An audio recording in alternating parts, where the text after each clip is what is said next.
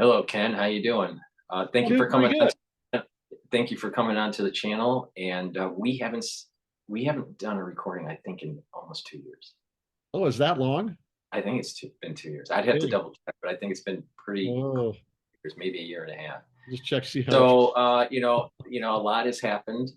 But I'd like to take the opportunity for the audience to get your um, knowledge about C60 and how it could help with their health.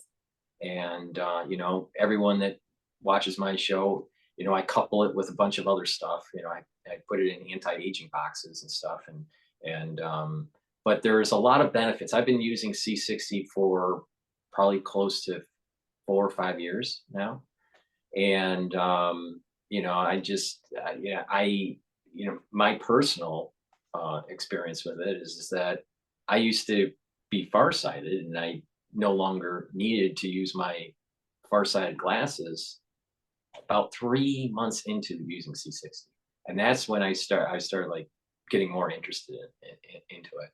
And how I found about C60 was when you were doing shows with Rex.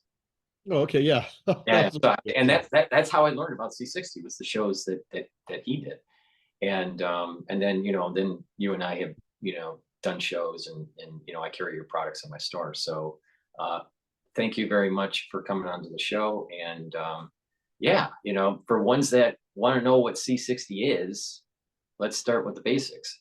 Oh, okay. Well, we'll just go start back. Well, C60 is a is a little molecule of 60 carbon atoms shaped like a soccer ball. If you can see it, it's kind of right behind me there.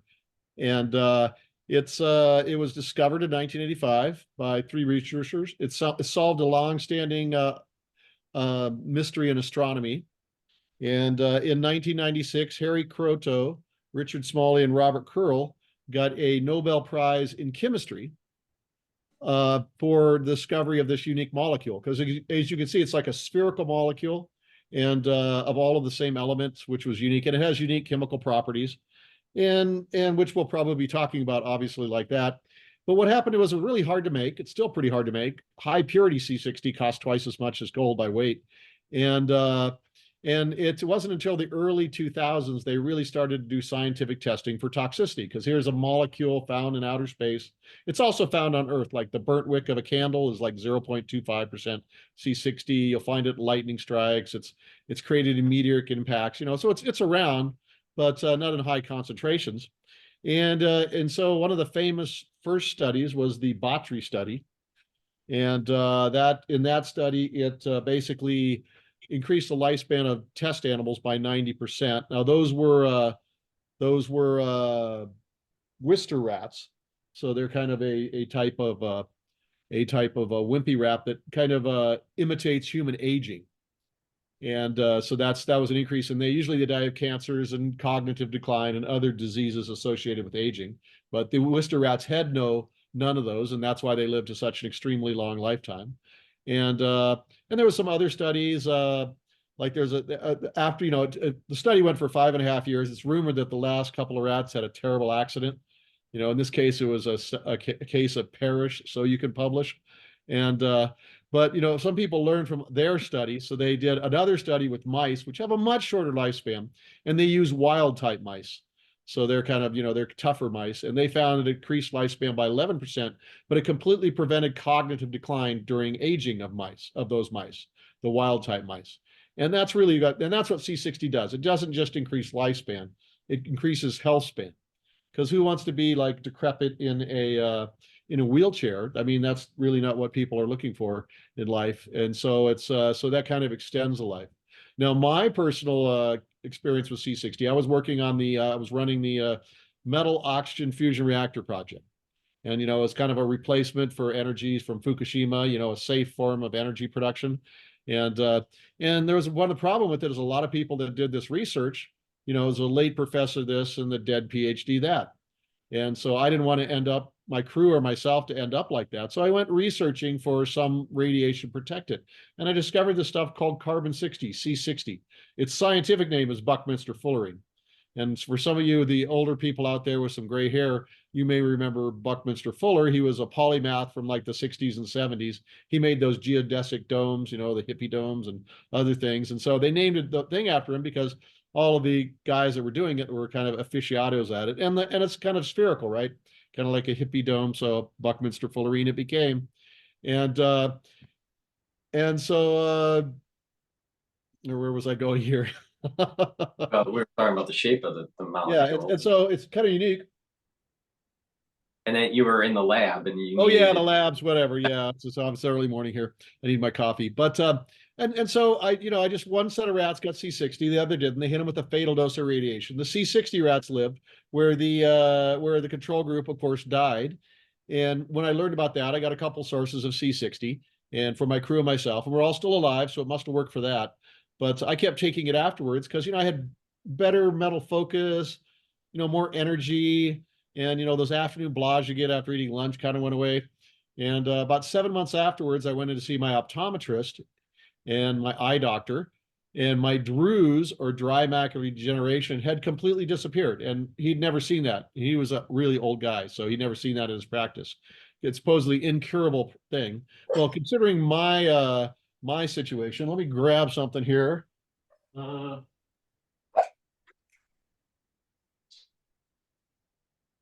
Forgot to grab my samples.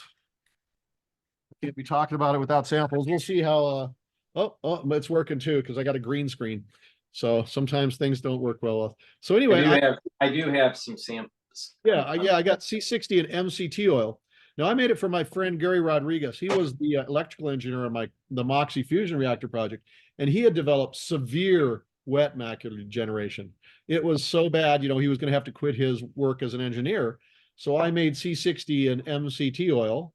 If you can get up there, kind of see it close. And for those out there that are listening, MCT stands for medium chain triglycerides, and your liver can turn those into ketones. And ketones can be used by your cells as a flex fuel. So your cells can run off glucose or they can run off ketones. So he had type 2 diabetes, which really contributed to his severe wet macular degeneration. And he took a tablespoon of C60 and MCT oil for over a year, little over a year, and his severe wet macular degeneration completely went away. And we used to be able to post the pictures online, but some three-letter agency said that's making a claim. And his type 2 diabetes went subclinical. So that kind of started it off. I mean, at that point, obviously there was something going on here. And since losing your vision is really, really bad, I, learned to make formulations for myself. So I started, making it for friends, family, and myself. And I shared it with alternative healthcare practitioners, and they had great results. They shared it with their patients, and they had great results. And one day somebody mentioned it, how it helped save his and his wife's life online, and the whole thing kind of blew up there. So we were going to talk about, I'll give like the three things you want to look for. And this is where kind of when it well blew up, when C60 was a small group of people, right? There were just a bunch of geeky scientists, and there was just a handful of people that used it, probably a couple thousand, maybe. And so everybody made a quality product for their customers and themselves. So everything was great, right? But once it became popular, well, bad things started to happen because you get the scammers come in.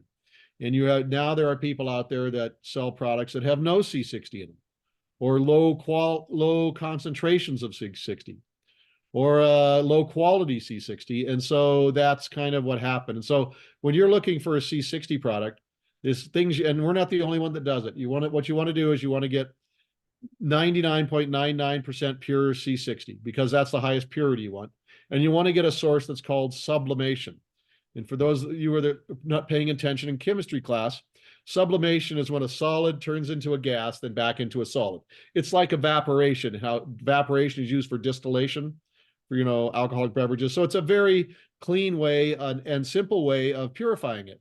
Now, there's a lot of C60 out there, which there's industrial uses of C60, and they do an industrial purification process, which uses methylbenzene, also known as toluene, which is a known carcinogen.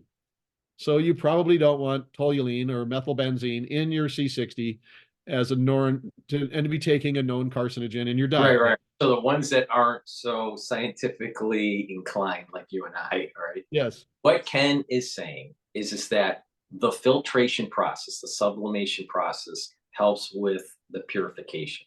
Instead of a chemical purification, there is a sublimation Yeah, purification. a physical purification, like distillation. You know how they make high, alcohol. It's the same thing. It's a distillation process. Right. So when people get confused that, well, some products may be carcinogenic. Well, it's not the C60 that's carcinogenic. It's the No. filtration process that's carcinogenic. Oh yeah, and that's a good thing. Yeah, So, that's so and another thing that's important to realize is that during these filtration processes, these buckyballs, there are things like C60 and C70 and larger molecules, and this is part of the reason why you want to filter it out, because it's the C60 molecule that's the secret sauce, right? yes, All yeah, right. You don't want the C70, you want the C60. So, you have to go through these filtration processes, and you want that very high purity level that you're talking about, yeah, and which that's yeah. this product has, and it's not just the MCT, it's also the coconut.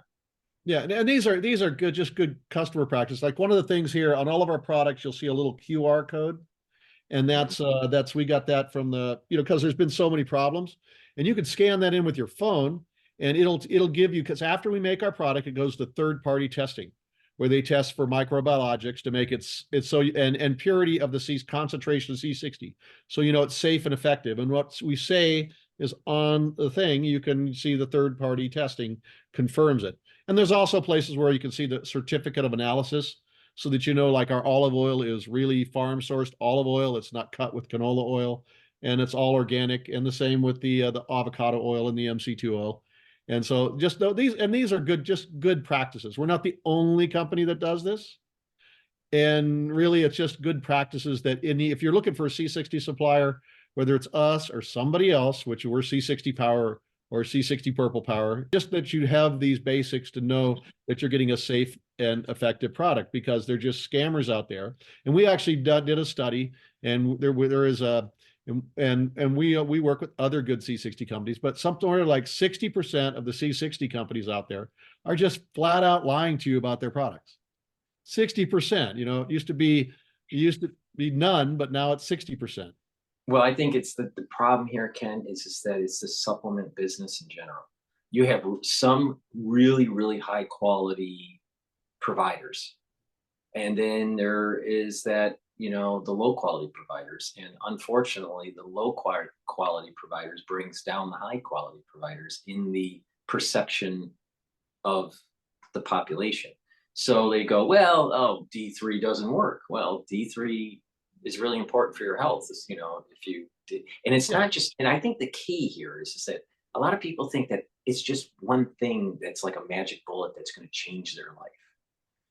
But the reality is it's tied to nutrition. It's tied to proper diet and exercise and balancing and proper, I mean, there's lots of studies, where if someone isn't getting enough REM sleep, they're not detoxifying their body, not just outside of the central nervous system, but inside the central. Yeah, that's where it is. Yes. And then you couple some of these supplements, these different types of supplements with C60, and you get this kind of added benefit.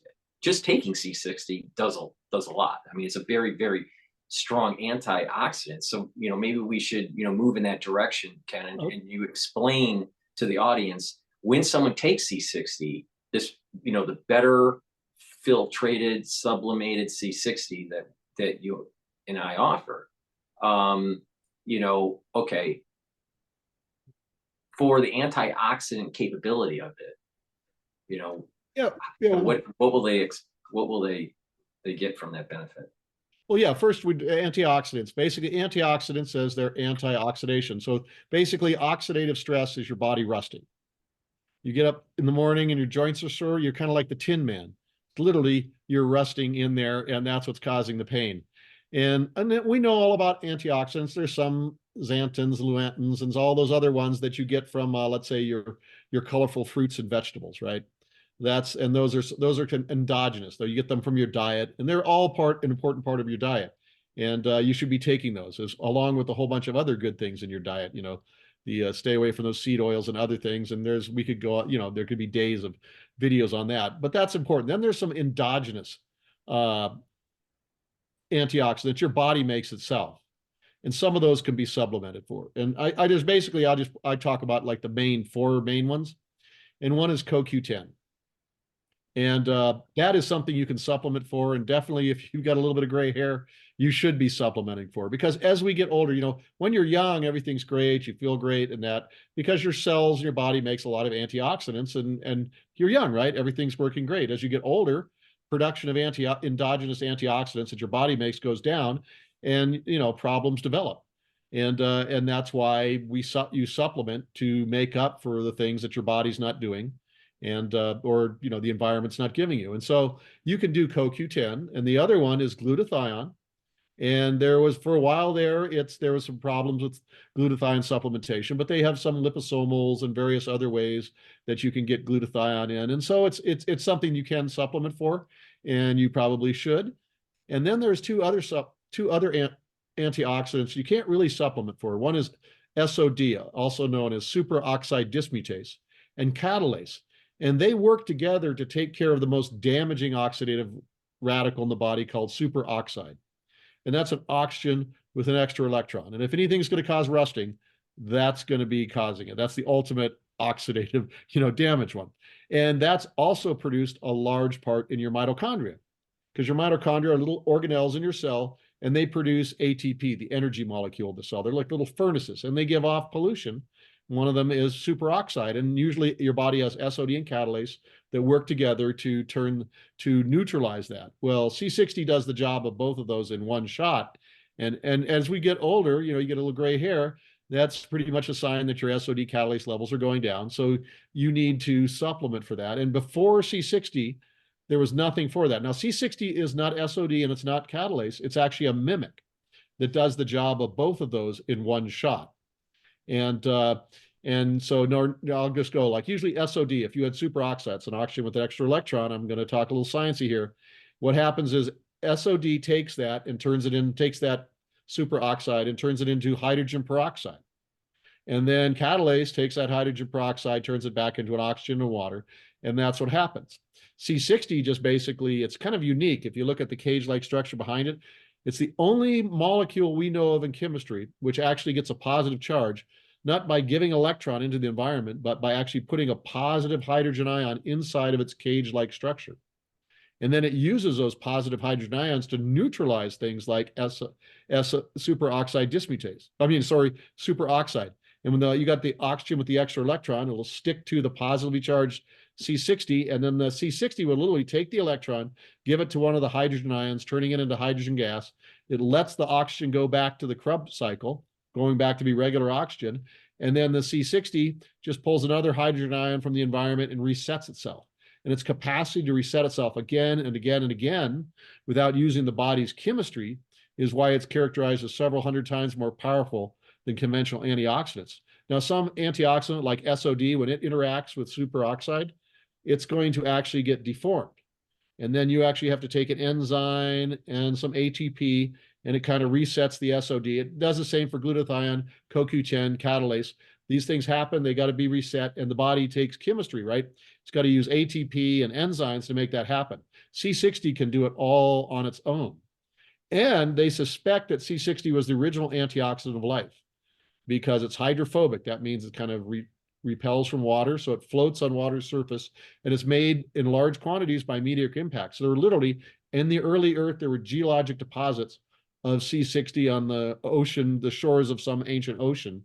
And the C60 is fat lipic. It means it attracts abiotically produced fats and amino acids and hydrogen gas. And so it had been the perfect scaffolding for RNA and DNA chemistry to exist. In fact, if you freeze RNA or DNA to really, really, really cold, C60 would fit into the side groove of RNA or into the groove of RNA or the side groove of DNA.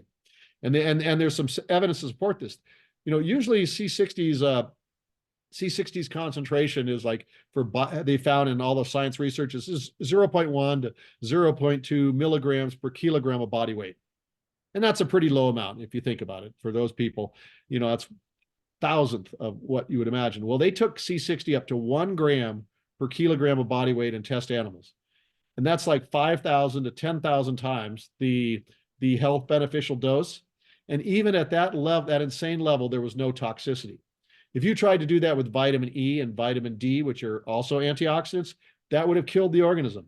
But C60 had no toxicity at all. And that's why they think it's the original antioxidant of life, and that SOD and catalase were actually evolved by cells later to replace the missing C60 as, you know, the earth evolved over time. Right, right, right. You know, I think that for the ones that are sciencey, what is interesting about organic chemistry, especially high levels of carbon, is that the the mechanism and um, the movement of the electrons. You know, this is not a step, even though it's circular and it's very strong. It's a strong molecule, right? This is just by Yeah. looking at the structure, it's strong, right? Yeah. But there's a shimmering, for lack of a better term. It's been a while since I've had organic chemistry, but you know, but there's the shimmering when you actually are working out the the mechanisms of the electrons moving around. So even though it's a strong molecule, it is an active molecule.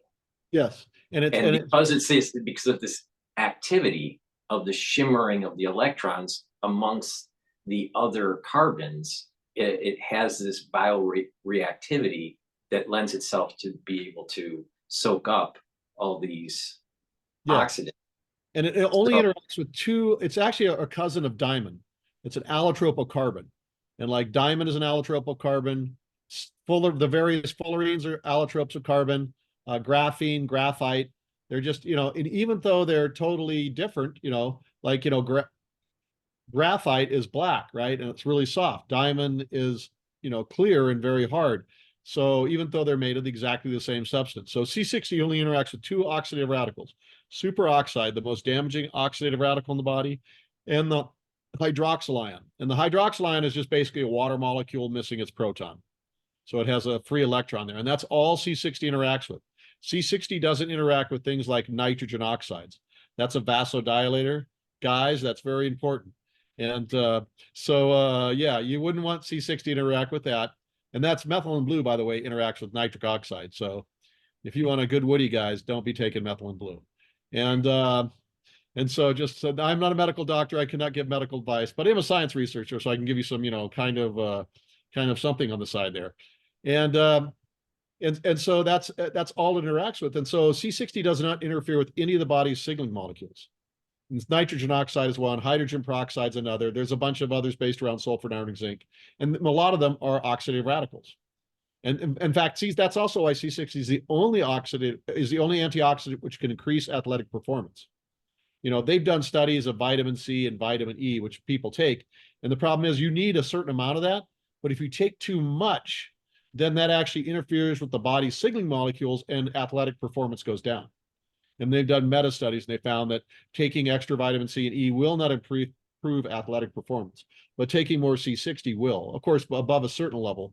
In fact, we've had people that have gone from mid-pack in their fields to champions using C60. And C60, by the way, is not banned by any athletic organization. We've actually talked with them, and they don't even respond, because it's not a mineral, it's not a nutrient, it's not a supplement, it's not a vitamin, it's not a drug, it's like it's its own crazy class, and I don't think their minds can grasp it. So it's still legal to take C60 in athletic performance. well, what I have, you know, heard from customers, what they do is they take it on an empty stomach right before their workout, and the recovery time after weightlifting or after a run is much quicker. Yeah, Which totally makes sense, because now you've loaded your body with an antioxidant, and because you're exercising, you're going to start producing oxidants, yeah. and it's up, and your recovery is better. So Yeah, that's a particular antioxidant, because one of the things that happens is when you exercise a lot, your mitochondria, they can crank out 100 times more ATP than they normally do at resting, literally. And that means you're going to be producing 100 times more more superoxide, and it just literally overwhelms the ability, your body's ability, your cell's ability to deal with that, and that superoxide floods out into your cells and starts causing damage. And one of the worst nasties it makes, it combines with nitrogen oxide to make peroxynitrite. And that thing can travel a long distance. That's what gives you the sore muscles, that peroxynitrite. So if the C60 stops the superoxide before making that nasty, then you don't get that DOMS, delayed onset muscle soreness. And yeah, and that's one of the best things people love about C60, especially athletes, is for instance, an anecdotal story. We had, a couple of kids, they're in college football, right? And they do spring training. And they just work them. They just brutalize them. During spring training, they brutalize them. And of course, usually people just lie and they get back and they just lying around. They just, anyway, they just try to recover for the next day. Well, these guys were taking C60, which they got from one of the guy's dads who was using it. And after 45 minutes to an hour, they'd be recovered and they go out on the town. Whereas everybody else, the whole team was just lying around suffering. And so that's another benefit of C60. It gives you a little bit more hours in your life. And eventually they asked them and they gave it. And so a lot of the people on the team and the coaches started taking C60. They didn't win the championship though. It's C60 can improve athletic performance, but a lot of people don't realize that we have an amazing capacity to heal.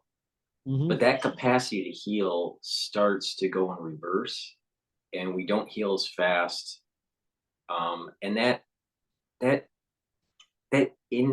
inflection point is around age 35, age 30, depending on someone's lifestyle, right, and genetics. But it's around that point where we have this amazing ability to regenerate, but then it starts to slow down. So once we hit about age 30 or 35, our capacity to heal starts to slow down, and there's an increase of this oxidation, right? So this is why I keep on saying that earlier you start on C60, the better off you are, because there's this compounding benefit. It's like saving money in a bank in a way. Yes. Because you wanted to reduce the oxidative damage in your 20s, right? So you have more runway of longevity and vitality, right, in your 40s, 50s, 60s, 70s, right? Oh yeah, and that's something people, and actually I would recommend people, not that I'm a medical doctor and give advice, is to get like a DNA testing. Get your epigenetic testing, get your DNA testing, so you know what your vulnerabilities are, what your biological age is, and so that you can make choices when you're young, in your 20s. And I mean, I think every high schooler should have DNA testing and epigenetic testing, so they know what particularities, because each one of us you could have a particular allele set that maybe makes you like I did mine, and I like have no capacity to digest beans. Sorry, so yeah, I need to enjoy it, and and I have a few others. I don't process B vitamins as well as I should, so I need to take more B vitamins. And just as that, and I have other good things. I process vitamin D very, very well. And so that's why I when I tell people how to improve mitochondrial health, taking B1 through 5 helps with the electron transport chain that's in the mitochondria. You couple that with the C60 to be able to soak up all those free radicals, and your mitochondria is like in supercharge. Yeah, and vitamin C, because vitamin C is part of the Krebs cycle chain.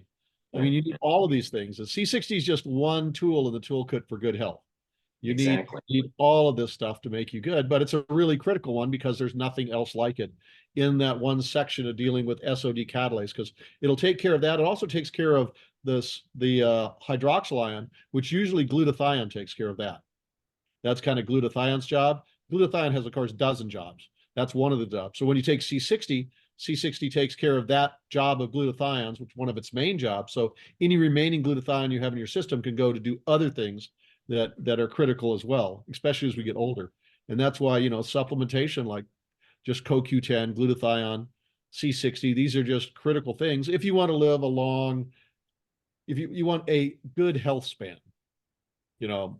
Right. I think that's the key is it's not just about uh, extending your age, but it's about vitality. Oh yeah, and there's things like, for instance, in the American diet that are just not there, like iodine. Most people, unless you live on the seacoast and eat a lot of seafood, you don't have enough iodine. You should be supplementing for iodine. Magnesium, that's another one. Vitamin D3 and what is it? K1, And K2, K2, MK7. MK. Yeah, yeah. You need all of these things because they work. Vitamin D works with the K vitamins to do all that kind of stuff. You need all of this stuff, especially because look, most people are living in buildings. You're not getting the sunlight you need, especially in the wintertime. That's why people get sick in the wintertime, because they're not getting the vitamin D they need to stay healthy. So, you probably should put sun lamps up in your house and take supplementation. And these are simple things people can do just to improve your health. Right. Another thing that I don't think people realize is that heart disease, and they know this through autopsy data, right? Heart disease starts when you're about 8-15. All right. Cardiovascular disease starts at 8, and I'm sure you know this term yellow streak, the yellow streak in the vascular system. Yes. So what happens is that about age 16, individuals that will start to have inflammation in their vascular system and start getting a yellow streak. And that's the very beginnings of the cardiovascular disease and the building of the plaques. All right. So building a plaque is based on foam cells. All right. So there's this inflammation that's taking place at the vascular level. So if you bring down that inflammation, right, and when you have inflammation, you're dealing with free radicals too at the same time, right? It's not just pro-inflammatory cytokines, but there's these free radicals. So you bring that down, you're reducing the development of the plaques. But what's interesting with the foam cells is that you have these macrophages that go to this area that's inflamed, right? And there is a oxidative process of LDL. Well, if you can block the oxidative process of LDL, right, then you're reducing the foam cells and you're reducing the plaque buildup. And when you mix this stuff, this is the beauty of it. When you mix this stuff with like K2 and K7, you mix it with like vitamin D3, all right, because there's also calcium buildup that's taking place in these plaques. So you're trying to get some of this calcium back into the bloodstream and not be deposited. So the D3, the reduce blood glucose levels through ashwagandha, right? And turmeric to bring down those pro-inflammatory cytokines. When you mix this all together, you're actually slowly mimicking what they found with taking metformin, K2, right, to reduce plaque in the carotid artery. So, because the metformin is very similar to ashwagandha, right? So, the point I'm making is that by understanding some of the synergies of these things and taking it over a long period of time, you're bringing down that inflammatory response, you're bringing down the free radicals, you're bringing down the blood glucose levels, and you're allowing the body to slowly heal. The body will heal up to a certain point. And the earlier you do this, the better, because if you you can't tell like a teenager don't eat pizza, right? You can't, Yes. or hot dogs and hamburgers. But the thing is that the earlier you do this, you won't have that compound negative effect of the yellow streak that leads to blockage of arteries, that leads to high blood pressure, that leads to heart failure later down the road, right? So, and what's interesting is that even during every war really has huge advances in medicine, especially in surgery. And one of the big advances in heart surgery was during the Korean War. And when they were working on the soldiers in the Korean War, they started noticing that there was plaque buildup. Now you got to remember what was happening in the 50s that they didn't see in World War II in the 40s, and that is fast food. Fast food starts to come online after World War II, right? And so some of these soldiers, they were starting to show cardiovascular disease in their early 20s during the Korean War, when they were looking at the hearts, We should be more specifically fried foods. well, yeah, yeah, yeah, That's well, the yeah, thing. Fast food, yeah. fried foods, they're the Well, same. right, exactly, exactly. But, and then, and, just looking at pictures today of, let's say, individuals in the 1920s or 1930s, they're just so much thinner Mhm. compared to Oh yeah, the it's average picture, in a yeah. modern city in the United States. Now you go to the Midwest, it looks like a cattle herd or herd of I literally, swine you know, herd, you yeah, know. everything is measured in tonnage now. It's sad because, there's a lot of people, they're trying, to like my brother, as you know, my one of my brothers, he died from heart disease, but the surviving brother, he's gained weight over time, you know, and now he's, struggling to try to lose it, right? And he's got the high blood pressure, he's got the diabetes, he's taking all this medication, right?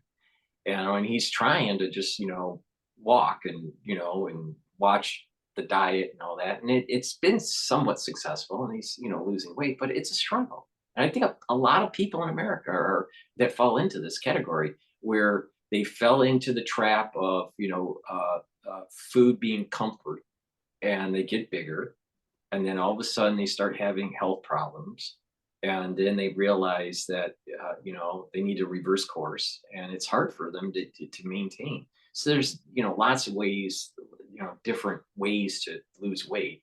Some people are taking medication to lose weight. I'm not sure if that's the best way to do it, but the key here is just to realize that there's a compound effect on supplementation, but it's also dealing with lifestyle change. It's about eating right, staying away from, the fast foods. I mean, literally, when my brother died, his last meal was Chipotle.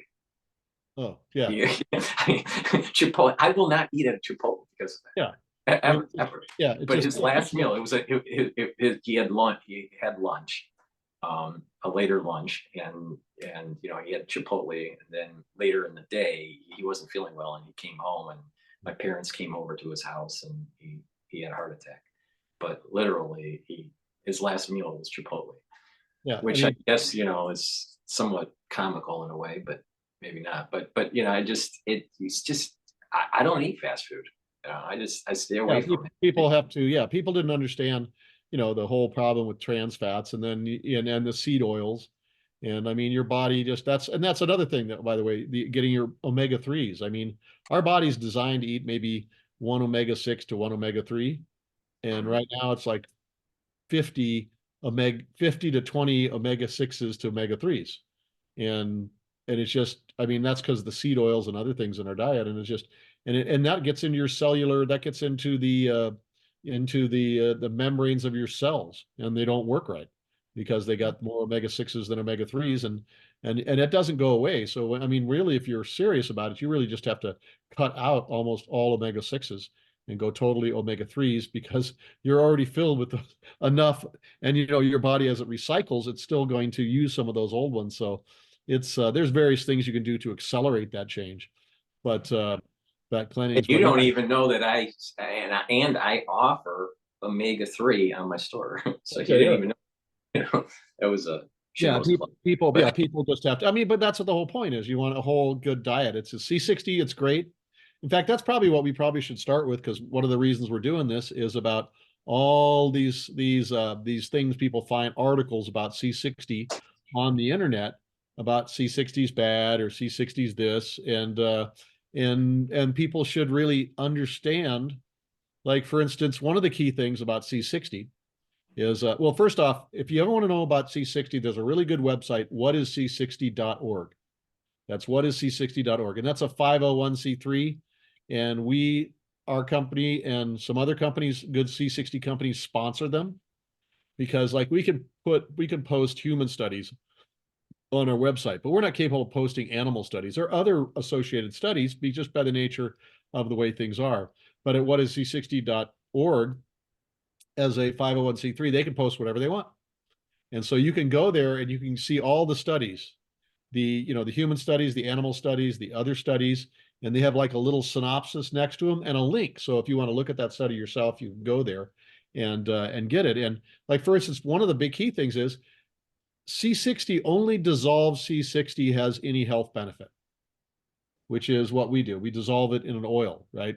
And but particles of C60 have no health benefit, can actually be inflammatory.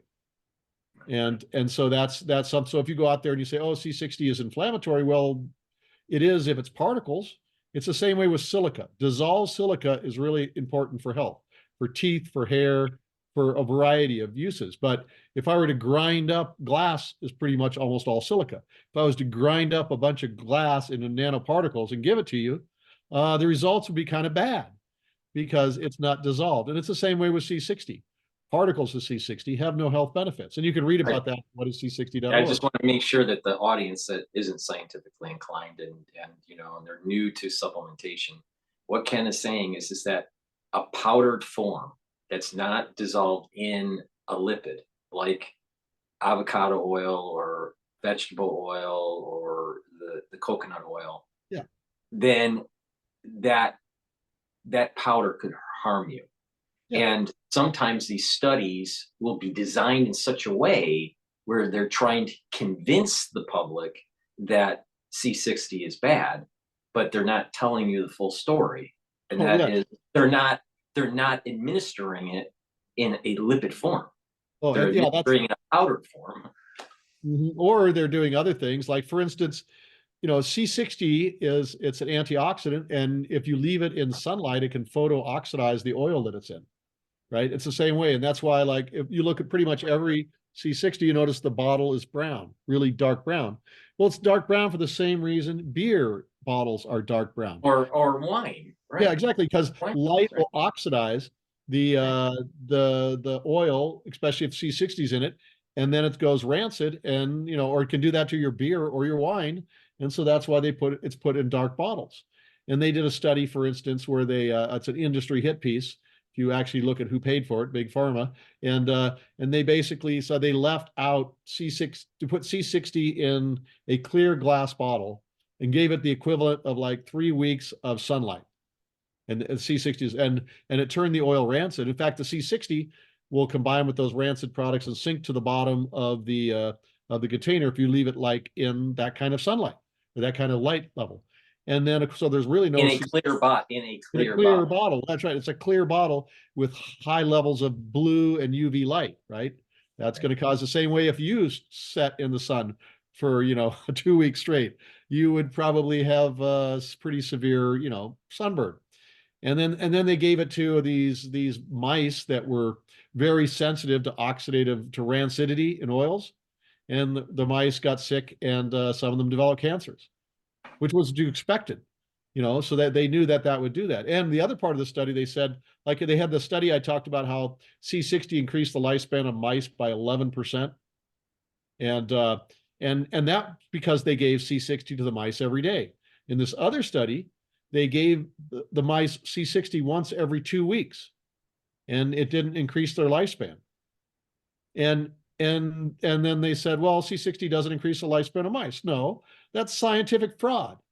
If you're going to say this experiment was wrong, you have to do exactly the same as the other experiment. You can't give it to them. Oh, and by the way, those mice were a special type of mice. They're hybrid mice where they take two types of mice, they breed them together, and their chromosomes dissolve at about 30 in mice years. So C60 or anything else would have not helped those mice at all when your chromosomes dissolve, because they're hybrid mice who are known for chromosome dissolving. They use them in scientific studies. So, I mean, you can also go to whatisc60.org and you can read about that whole study, and you can see exactly the fraud that was going on there. And so, so there are industry hit pieces. There are the stuff about particles of C60, and people just need to know. I mean, you can go to whatisc60.org. You can look at the stuff, but the human studies are pretty good. I mean, or human cell lines. A lot of studies you can't do with humans because of ethical concerns. So they'll do human cell lines in vitro or in the test tube, basically. And so, like, they did a study of neuroprotective ability of C60. They basically put human nerve cells in the test tube, and then they gave one set of the test tubes gets the C60, the control group doesn't get any. Then they exposed them to a variety of neurotoxins, and the nerve cells that had C60 resisted damage from those nerve toxins, whereas the control group, of course, got damage. And so they've seen that, and they did the same with skin cells and a variety of other human cells. Yeah, it's important to mention to the audience, the ones that don't know, that our neurons, because of these neurotransmitters being, shot out, it needs a lot of ATP. Neurons have a lot of mitochondria to get this high level of ATP.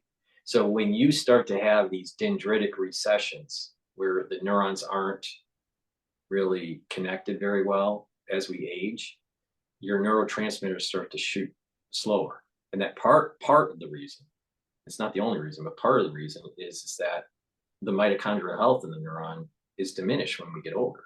Well, this is more reason to start thinking about lifestyle change and supplementation to improve the mitochondrial health. Because what will happen is by improving that mitochondrial health, by taking B complex, by doing the C60 protocol, then what will happen is that your health of the mitochondria will start to improve, allowing for the neurotransmitters to shoot off. Now, if you create an environment that allows for growth factors between these dendrites, then what will happen is they'll start to reconnect because the neurotransmitters are firing on, right? Yes. And then, and then what will happen is that you'll have, more clarity, your cognition, memory will improve. So, there is this is where that kind of like that anti-aging kind of part of it is, but it's not just taking the supplement. It's also like you have to create a condition where there is growth factors. And part of that is a little bit of exercise, challenging the brain, reading, talking to people that don't talk at all and they just stay at home and just stare at the TV. Literally, the brain is atrophying. Yeah, right, atrophying. So bad. so and that's part of the reason why women that have better social networks usually live longer after their spouse dies, because men have a tendency to have less social networks as we grow older, while women maintain their social networks. So so talking actually slows down these dendritic recessions that I'm talking about. So, this is why it's like so important to pay attention to bringing down that oxidative load, because if you don't, over time it builds up and it causes more and more damage. And it's not linear, it's nonlinear. Just like you don't really realize that heart disease is happening when you're 16 years old, but you will realize it when you're 40, right? It's a nonlinear event that starts to happen, right? Yeah, And but at 40, it's kind of hard. I mean, that's the key thing. If you get it early, you get it young. I mean, the earlier you start this stuff, the better your long-term results will get. Because if you start fighting heart disease at 20, you're not going to have it at 40. Exactly. And these like studies dealing with mice, right? Let's just say that they didn't, have chromosomal instability mice, as you were talking about. Let's just say they had garden variety wild type mice or whatever. All right. All right. Mice, in best situation, they last for 24 months. They usually die before that. All right. Independent as a control, they don't do, you don't do anything to them. They naturally die at around 24 months. All right. They don't live for very long. All right. If you're giving something, an antioxidant, to something that doesn't live for very long, only every 2 weeks, in human years, it's like taking C60 maybe once every 6 months, or once a quarter or whatever. Yeah. So the people need to realize that that in that animal model, they would have had to give in multiple doses a day for that mouse years to be equivalent to human years.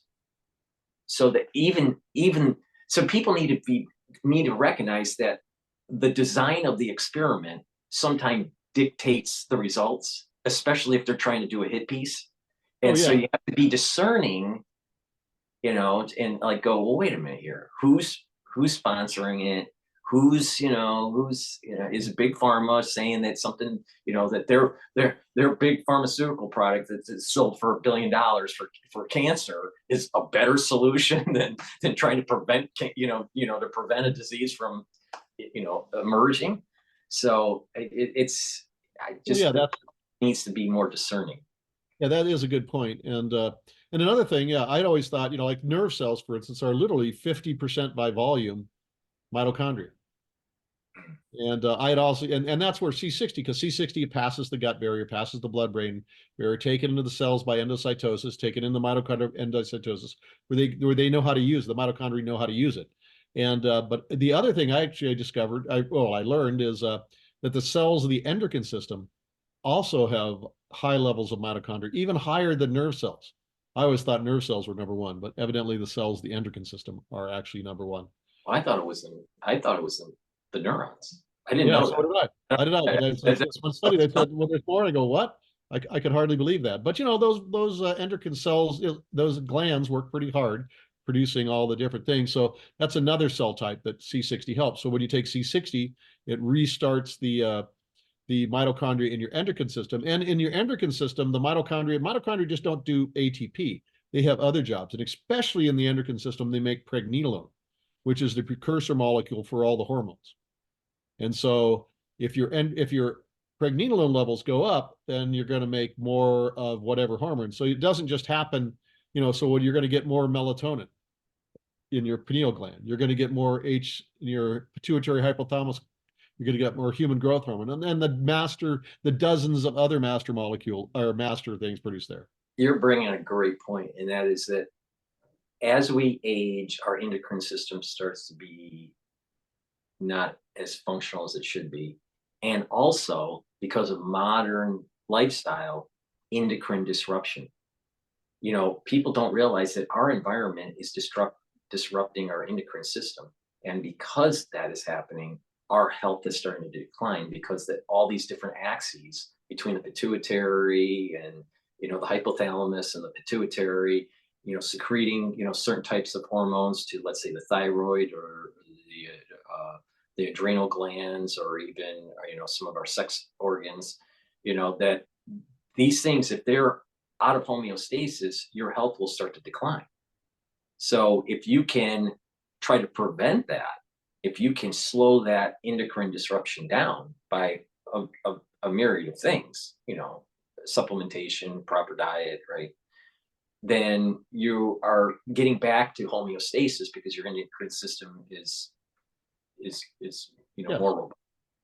And this I is think people don't pay attention to their endocrine system. It's about boosting up the immune system, improving the endocrine system, bringing down that those free radicals. and staying away from that plastic, because the plastic Yeah. makes those BPA and other products leach out of the plastic into your food, into your water, and those are they're estrogen mimics, and they don't just yeah, they're not just mimics. They can also jack up the receptors, and so that's one of the problems that people have now is all of these hormone bending chemicals in the water and the food that they eat. Mhm, mhm. Yeah, I mean, they were doing. I don't know if you watch it, but the the ocean race around the world for the sail ocean race. I've They, seen it. I haven't watched the latest ones. well, they did. I, I think the circuit ended last summer. I think it was last summer. I think, and I think it's every 2 years, or Yeah, it's not. yeah, because it takes So a year to get around you. so they were doing an experiment. And they were looking. So as they're traveling around the world, they're taking water samples from different oceans, Oh, right?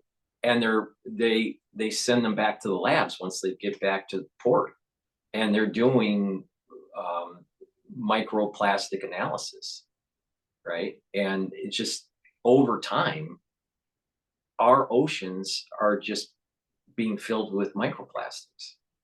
Because we have actually a continent of plastic in the middle of the Pacific Ocean that people don't know about because of the current. We have a big garbage can in the middle of the Pacific Ocean. And these plastics start to degrade, and these small these small bits and pieces start to float around the whole world, and they Yeah. can actually measure this. Oh I mean, yeah, that's it's a crazy. real problem. We're poisoning our own well. Yeah, yeah, yeah. So, yeah, so I think we've covered, some of the concerns that maybe people Uh, had.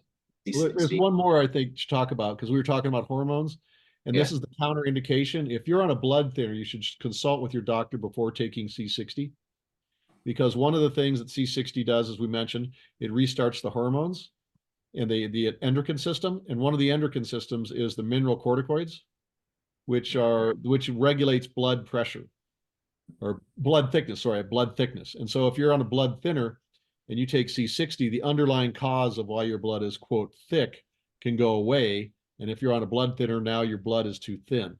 So you need to consult with your doctor before taking C60 just to get more testing primarily. And to a certain extent, that's with hormone things, but it's not as critical there. For instance, the typical case, we had a 7-year-old.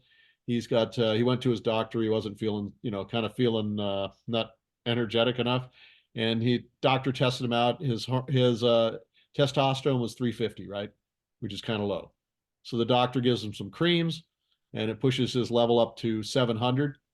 And then he starts taking C60. He goes into his doctor a few months later and his testosterone level is 1200.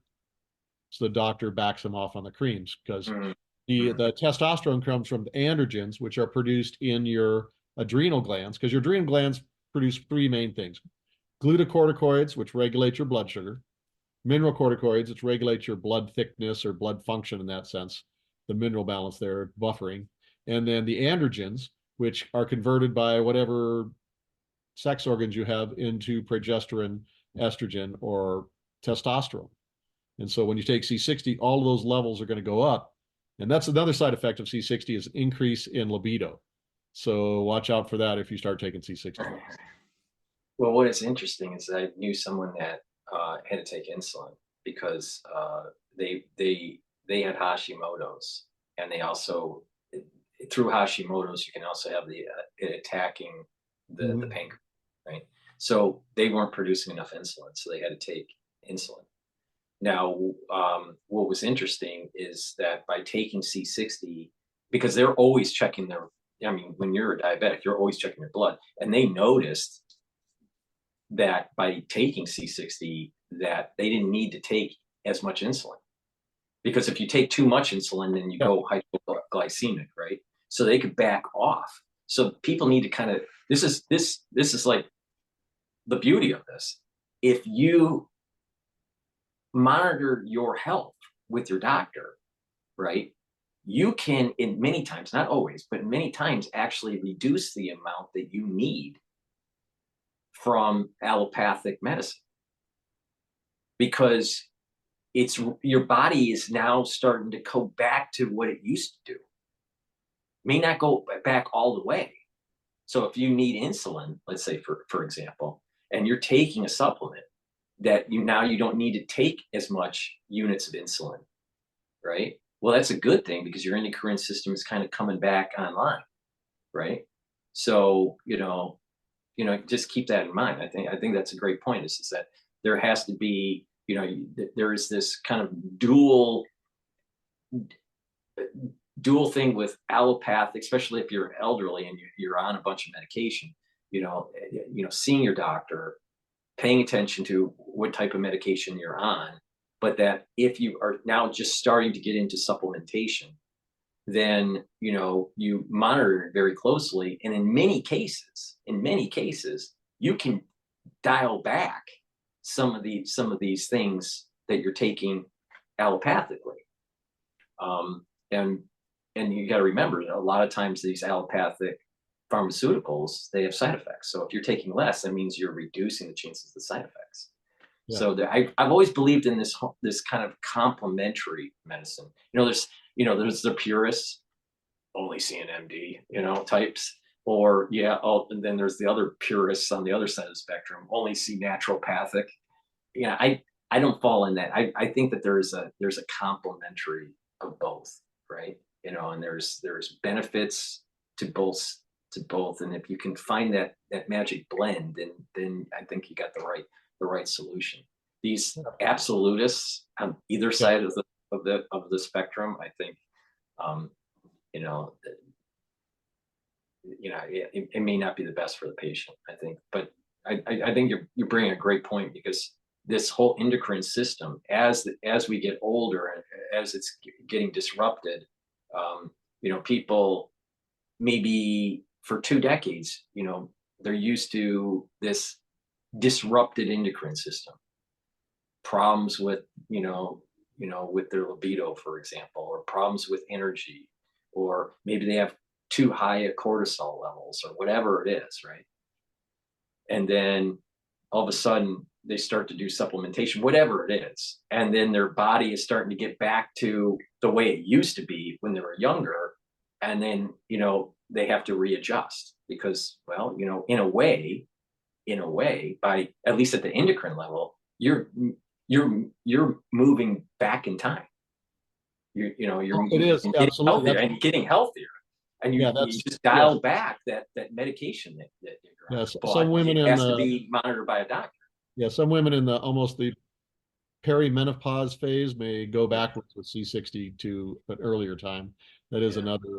another thing. And Have you, we've had have you have you heard anything about postmenopausal? sometimes they've gone back to perimenopausal. So if they're on the edge there, and Yeah. and a large number of babies have also fertility increases hugely with C60. So that's Well, maybe more a little can't libido recommend. issue there.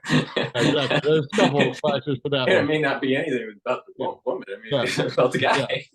But another thing we need to talk about is also C60 increases stem cell levels. And this is actually because, C60, they only started researching this in the 2000s. And even that was slow, right? And so this came from one of the research they did with rabbits. They gave rabbits arthritis, because that's what they do in science experiments. And then they injected C60 into the joints to obviously fight the inflammation caused by arthritis. And lo and behold, that actually happened, which was expected, right? Obviously, C60 is an antioxidant. It fights inflammation. So if you put it into arthritis in rabbits, well, then it would be surprising. But when they sacrificed the rabbits and looked at the joints, they found that the cartilage had regrown, which was an unexpected side effect. And then there's been some more research and what they find out is C60, all throughout our bodies, we have these cells. They're called senescent cells.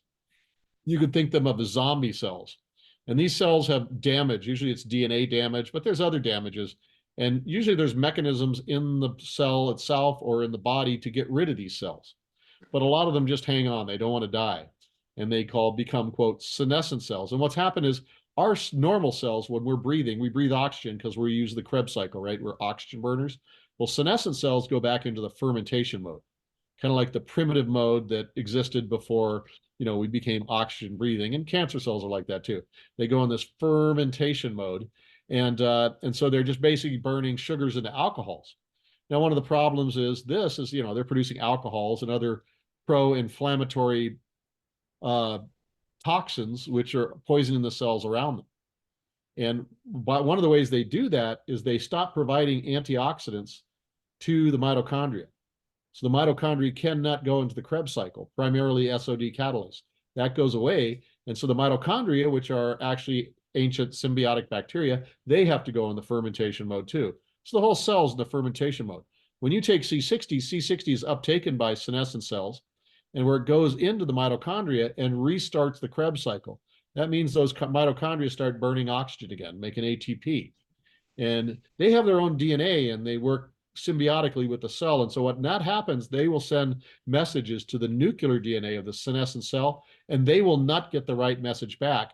And then the mitochondria blow themselves up basically and cause apoptosis, or programmed cell death, where the cell breaks down into apoptotic bodies, which, by the way, is non-inflammatory. The body has set this up so it's not inflammatory. They just kind of break down. And so when people take a lot of C60, it causes a large decrease in senescent cells. And correspondingly, it causes a great increase in stem cells, because once your tissue or organ no longer has as many cells as needed, the body knows that. And so it sends messages, hey, we need more stem cells. And stem cells are like baby cells. They can go into whatever tissue or organ there is and differentiate into like a kidney cell or in some cases, a thyroid cell. We've had a lot of people like on Hashimoto's, zero function of the thyroid for like 20 years, right?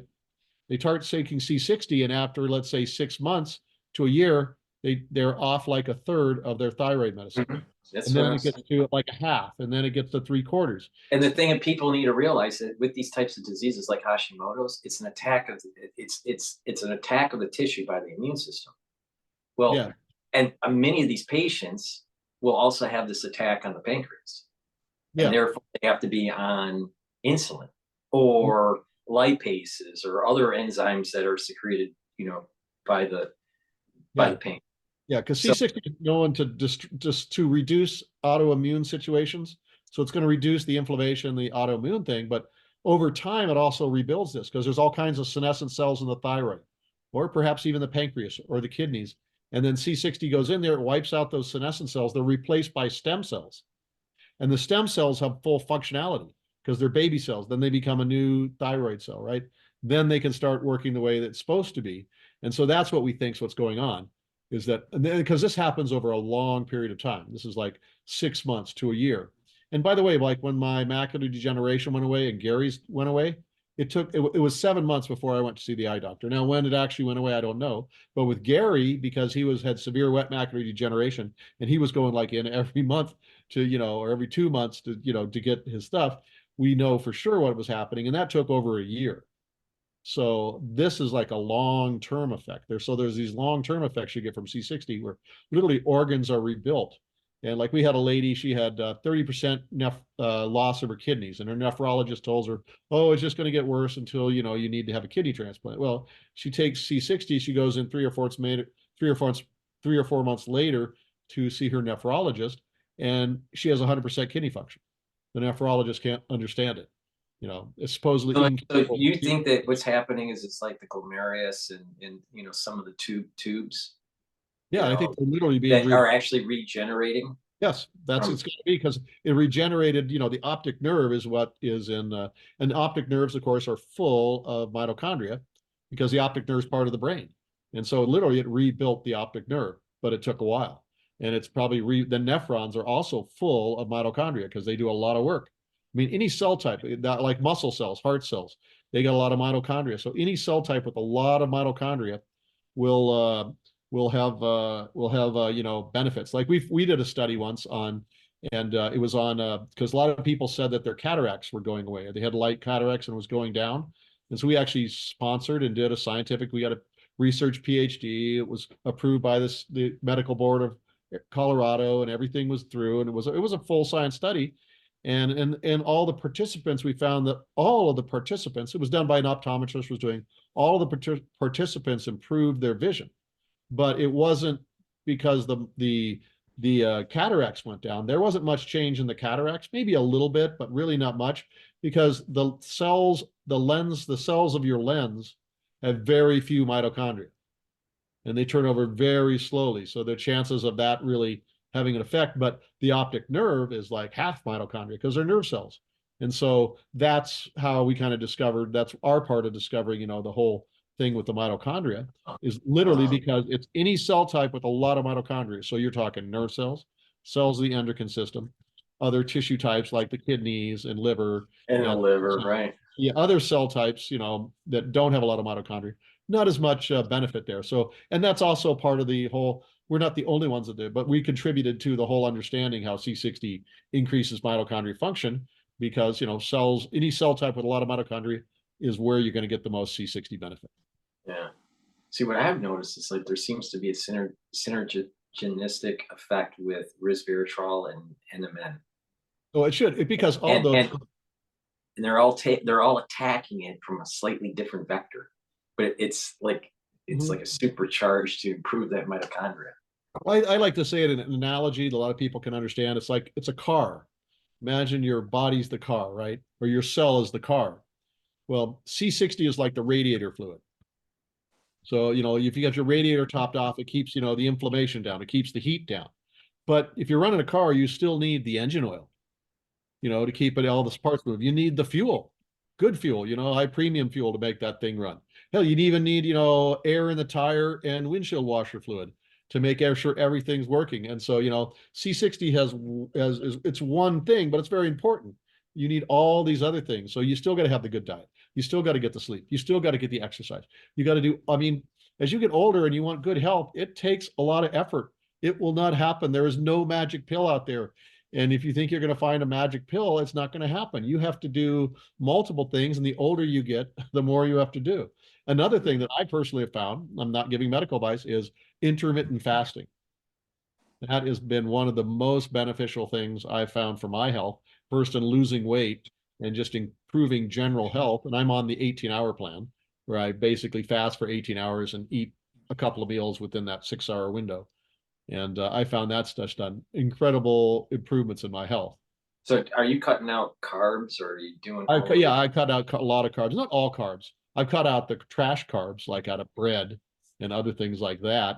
Trash carbs have got alcohol. You have to give that alcohol up. And certain levels of meat, I probably eat more fish rather than red meat. These are other things. And so I just found that that's one of the benefits, because I would diet and I would only go down to a certain level, right? And I was just stuck there, which was way higher than I should be. And then when I intermittent fast, it punched right through. And I'm down in the areas that, when I was in high school, the weight. And, sometimes Christmas comes by or other holiday periods, you go on vacation, it goes up, and then you have to push back down. It's the pumpkin pie. It goes up. Yes, exactly. That's just going to happen. But, at least you can get down to where you should be, and also just do it one step at a time. If you're going to this, don't do like the radical diet change and all this other stuff. Oh, I'm going to run 3 miles. No, just walk around the block and then walk around a couple of blocks, then walk around 3 blocks. Don't try and, change your diet here, cut this thing out, cut that thing out, shorten it. Don't go for an 18-hour without eating. Just go to, let's say, 12 hours. And then, just So with the intermittent fasting, how many calories per day do you think you're consuming? Well, I don't really know. I don't really count. I've actually done this because I'll eat, the same meals. And I found that because I monitor my weight and my blood pressure and a bunch of other things, I found that I will eat the exact same meal, but in, let's say, a 10-hour window, and I will gain weight. And then I will eat that exact same meal in the 6-hour window, and I will not gain weight. The exact same meal, the exact same level of calories. So there's something about not just the amount that you eat, but the time in which you eat it. And I've done that myself because, that's scientists, experiment on ourselves. That's kind of the way things go. And so I saw it anecdotally, and then I decided, I'm going to experiment and do this correctly. And yeah, it's bizarre, but so you could eat the exact same calories and in that 6-hour window and lose weight, whereas you eat them in a 10-hour window and you gain weight. There it is. Well, dissecting a little bit, if you had a continuous glucose level in the blood, right? So, the moment that your glucose starts to get into your cell, let's just say this theoretically, you put another glucose molecule into the bloodstream, right? And you just had continuous blood glucose level, which that's not what happens, but let's just say you did that. Then what most likely would happen is that one would gain weight. So intermittent fasting to me seems as though it's this bringing down the glucose level enough to think that the body is now needing to burn the triglycerides that are in the adipose tissue. Yes. And slowly what happens is that it starts to shrink those fat cells little bit by titrating the triglycerides, the fatty acids into the bloodstream, and then eventually they're turning it into energy sources in the liver, right? Yeah, that's one thing. Another thing I noticed is my digestion hugely improved when I went to this. And I'm thinking it because let's look at your average American, right? They get up at 6, 7 in the morning, they eat a breakfast, right? Maybe crappy cereal, right? Then they go to lunch, they eat lunch, they go home, maybe have the dinner maybe late, and then they're sitting around watching TV, eating things. Well, you've got your digestive system. That digestive system is working 18 hours a day, maybe 20 hours a day. It doesn't get a break. If you went out and worked 20 hours a day, you'd be exhausted. Well, you're making your digestive system work that, and maybe it's exhausted. And so when I'm only eating that 6 hour window, so maybe my digestive system's only working 8 hours a day. And I think that my ability to digest things went way up. I mean, because I noticed that was like huge. And I was already taking C60 and all this stuff. So it wasn't that. And I think what happens is if you give your pancreas a break, you give your duodenum a break, you give the small intestines a break so they can sit there and sleep or rest and recover and just don't work them don't work them 20 hours a day, work them 8 hours a day. And just like if you will work 8 hours a day, you're going to be much more productive and healthy rather than 20 hours a day. I think it's the same with the digestive system. Right. And if you just do the mind experiment, and I had this conversation with my brother that's trying to lose weight. We were a species that had to go and hunt, right? We didn't have Kroger's around the corner, or Yeah. some sort of mega grocery store to go to, right? So there were times where there was this, where you didn't have really a fuel source, and you're just using what you stored, right? So the body wasn't designed to have high levels of glucose constantly, nor was the intestine designed to constantly be breaking down Hmm. material, right? And this makes a lot of sense that, when if you eat more, most likely more polyps will start to arise, because there's more stress on that lining in the gut, where in the crypt for the gut, some sort of precancerous cell starts to emerge, and then all of a sudden a polyp starts, and then it can get really dangerous if it's not removed. It's just that there is some logic to the idea of, what, if we go back to the way we were 7, 8, 10,000 years ago, when we were hunting mastodons or whatever, most likely we'd be a lot healthier. Plus, that society walked a lot. It wasn't like they got out of their tent and shot a bow and arrow at a buffalo, right? They No, had to no, walk, like, far to go well, find the buffalo. just like the Maasai, that tribe in Africa that herds cattle, Yeah. with virtually no heart disease. They're the really tall guys. You've probably seen them on Yeah. TV. Really tall guys. They do the jumping thing, and they Yeah. herd the cows. They drink cow blood, cow milk, which is not the best diet. And yet they have no heart disease because they get up in the morning and they get out of their hut and they walk with the cows all day long because they're herding them, right? That's their livelihood. So they herd them out to the fields, right? And they're herding them around to make sure they keep them predators away, herding them back at night. So they just walk all day long. And they really don't have any heart disease, even though they're eating milk fat, right? Huge amounts of milk fat, and also they drink the blood, and occasionally they'll get a wild animal, but they're mostly living off what would be quote not that healthy, but they don't get heart disease because of that just constant exercise. And I'm willing to bet that by you doing the intermittent fasting, that problematic joints have gone away.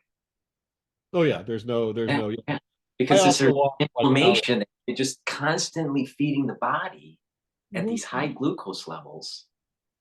It's pro-inflammatory, and this is part of the reason why when people get older, their joints don't work right, and they're sluggish. They don't, they just want to sleep, or they just turn on the TV and eat another TV dinner or whatever. You know, if you move the body more like it used to be thousands of years ago, instead of in the realm of the modern day man, right, Yeah. woman, the body will, there's the capacity of healing even in the 50s and 60s years of age. It's pretty phenomenal, the way the Yeah. body can regenerate. Yeah, I think, yeah, and that's just, I mean, people, I think the number one thing the worst thing I think is television. Yeah. Because television, first off, when people watch the flickering rate, it literally puts their mind in like a alpha state, goes out of beta to alpha or theta, and they're just like their brain stops. Your brain doesn't. You're not exercising your brain anymore. You're not talking. You're literally your brain is like zombified, and your body is zombified because you're just sitting there. And I think the advent of television for the destruction of human health is one of the biggest things of all. If people, if they just get through, I haven't had television for 30 years, right? I just don't own any televisions. I have computer screens, but I read my news. I don't watch it. You read it through electronic device, or do you read it like in the paper form? Oh, I don't read the papers anymore. They're so bad. Well, occasionally I have magazines delivered that are actually worthwhile and worthy of being read, but the local rags here are just so bad that so I go to various blog sites that news aggregators and just choose Yeah. what I'm going to read. So I choose what I read, and when you're reading, of course, that's a whole nother thing. Our brains. I think there's the difference between people that do not read or people who cannot read, who can read and do not read. There's no difference between a literate person and a person who can read and doesn't read.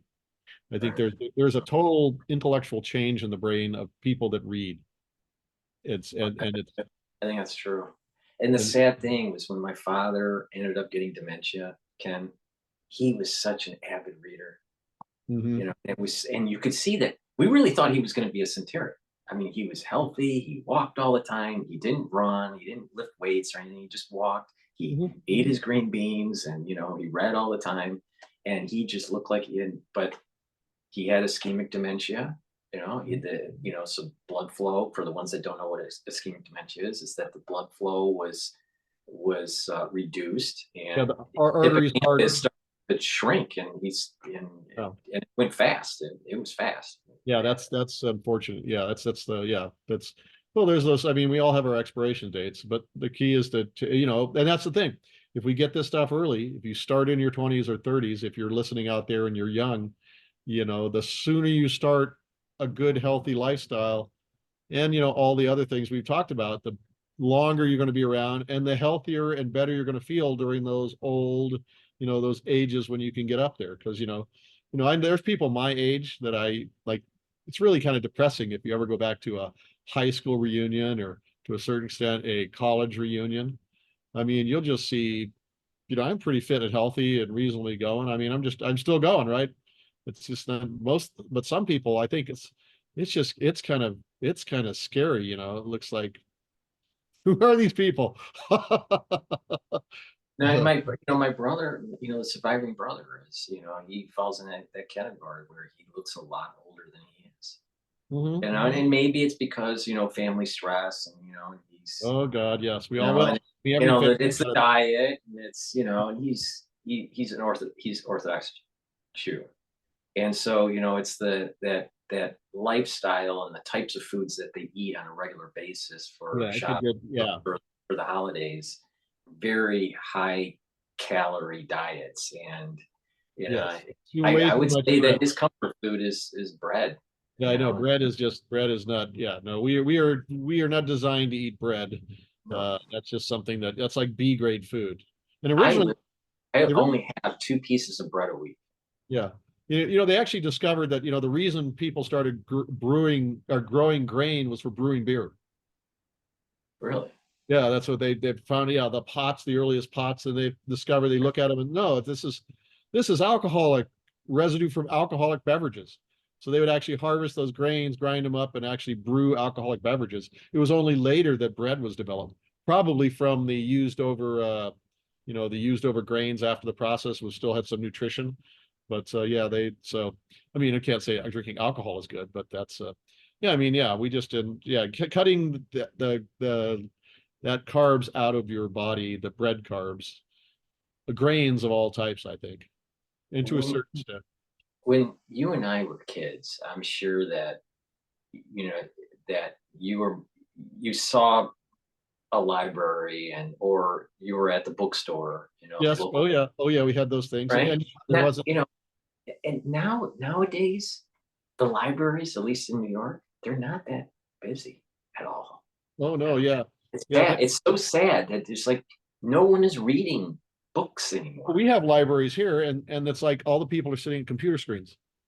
And the racks are just left for themselves, and all these people, they go in there because it's a cheap computer or something, and they can't afford it or something. That's where you don't see the reading. No.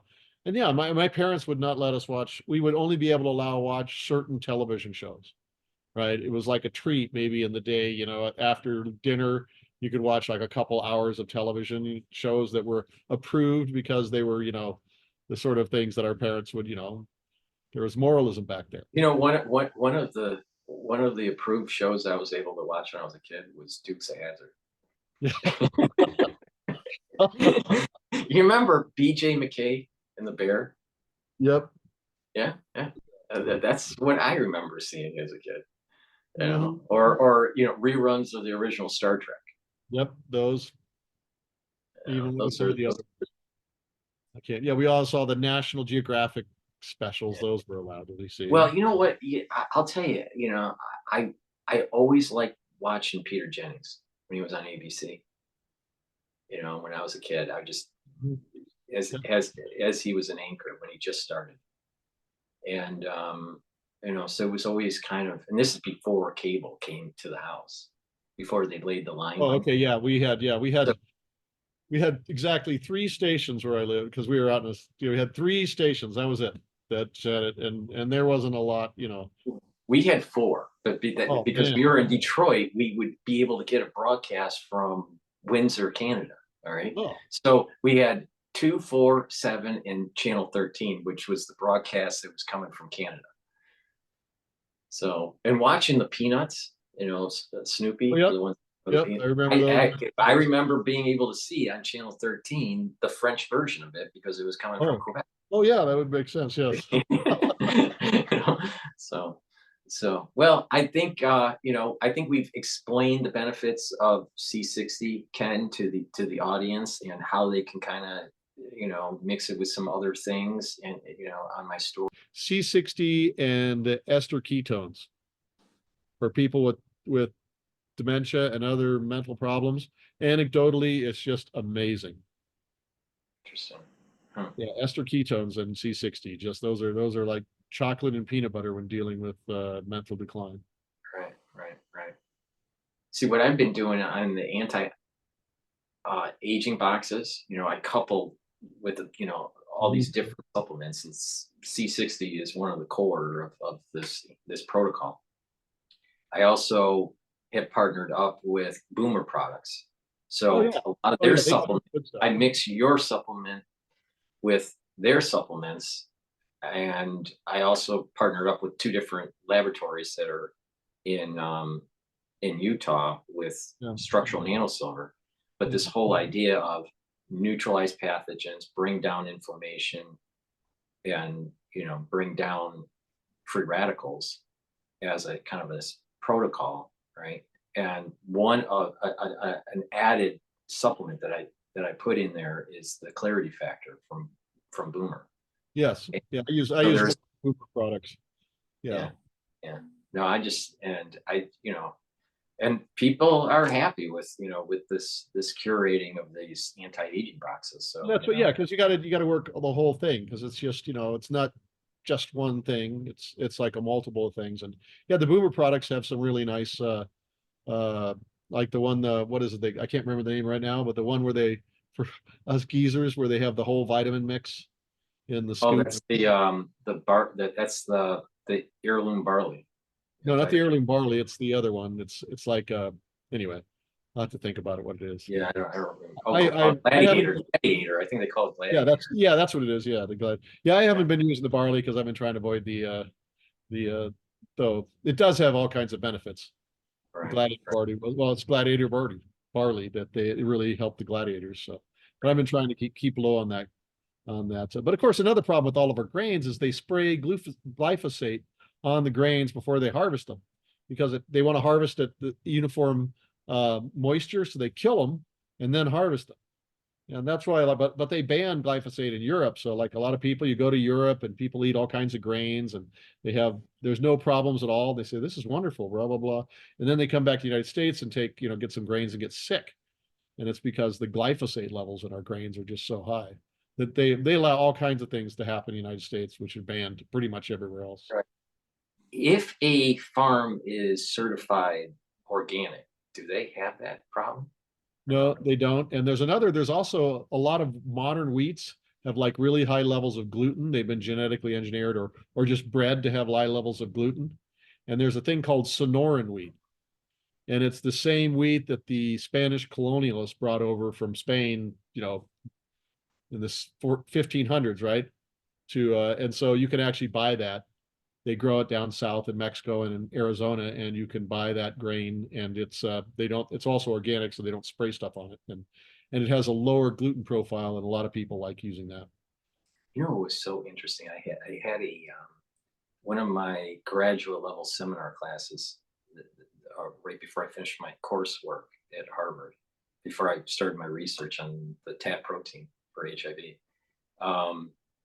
This seminar class that we had, there was 13 grad students in there, and the whole class was based on research papers, and going over the details and critiquing them, and what a part of the class was dealing with CRISPR.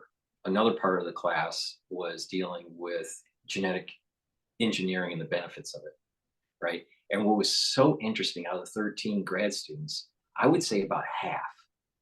So it was a good, almost half were for genetic engineering, and the other half was against. Mhm. And you had people that were high powered minds, in the class trying, that you could see the ethical divide, where Yeah. they felt justified, through logic. It wasn't like that they logically could justify their positions either way. I was against frankenfood, but I'm against genetic manipulation of food I supply. don't think, we can. But there are people that are for it. Oh yeah, because but yeah, there's just, yeah. It's not just big. It's not big ag. It's not just big ag. Oh no, There are researchers that ethically have a foundation in their mind that doing all this genetic manipulation in the food supply is justifiable to help with nutritional needs for certain societies, or reduce um, you know um, destruction of crops because of pests or whatever. Yeah, but they found, like in CRISPR, they found all kinds of problems because CRISPR, it cuts out other things as well, and there's unintentional benefit. There's Exactly. It's unintentional. not targeted very well. The Yeah, exactly. PAM sequence it doesn't target very well. So it's if you have a PAM sequence, um, that might be, if in a particular, let's say, chromosome, that may be there may be 100 of them. Well, how do you know which of the 100 you're targeting? Yeah, exactly. And so they, I just, so you're going to have unintended consequences or collateral damage. It's too blunt of an instrument as it is designed right now. It's too blunt of an instrument to be surgical for the cutting and pasting of a particular. yeah, I think sequence. the same with any mRNA kind of thing. That's not what we want to go to. Let's not go down that road. Yeah, yeah. So We're yeah, trying to stay on YouTube here. yeah, that's right. So But, yeah, you got okay. to be. I have a whole. I mean, nature. I just don't think we have the knowledge and the science to go messing with that yet. Maybe somewhere in the future, but the unintended consequences of stuff like that, which we've found many times, it's just not worth it. Exactly. Exactly. Exactly. Well, I think I think the audience has been able to get some thoughts from you and from me about how to improve their health through C60, and how to couple it with different types of supplements, and some of the bogus data that's out there to try to discredit Oh certain yeah. types of supplements, like C60. Yeah, yeah, that's right. We should point out that this is not unique to C60. There's just a lot of hit pieces going on there. Well, there's hit pieces on D3. There's hit pieces Oh on yeah. there's hit pieces on resveratrol. There's hit pieces on vitamin C and all this stuff. The thing is that the wisdom of a grandmother, is pretty powerful. And every time we were sick as kids, it was take more vitamin C and have chicken soup. All right, Yep. and Yeah, you got better. I remember that. Yes, it But was. literally in medical school, they say vitamin C doesn't do anything for a cold. You have a biochemist. I'm dead serious here. You have a biochemist that's saying vitamin C doesn't do anything, that taking extra doesn't help. And I'm like going, you're wrong, you're wrong, you're wrong. But he said that eating 1 carrot a day is going to improve your eyesight. 1 carrot a day. All right, Yeah. beta carotene, yeah, I agree. You know, but you need a hell of a lot more than 1 carrot to improve your eyesight. Exactly. So that's why That's just like supplementation. but you know, it's so. I honestly, I think these biochemists, you know, at times, especially you know when they're coming from the medical field, I think that they If all you've really got not is a paying hammer, attention to what has been going on the naturopathic or the natural route. You know, there's a synergy there. yeah, It's sad that they don't see it because they have the education yeah. to bridge the gap. But if all you've got is a hammer, everything looks like a nail. Yeah, oh, for sure. But it's just it was so funny to see this guy. You know, he was so hell bent on saving his eyesight with one carrot. For a But day, if you have a cold, take an extra vitamin C. It isn't going to help.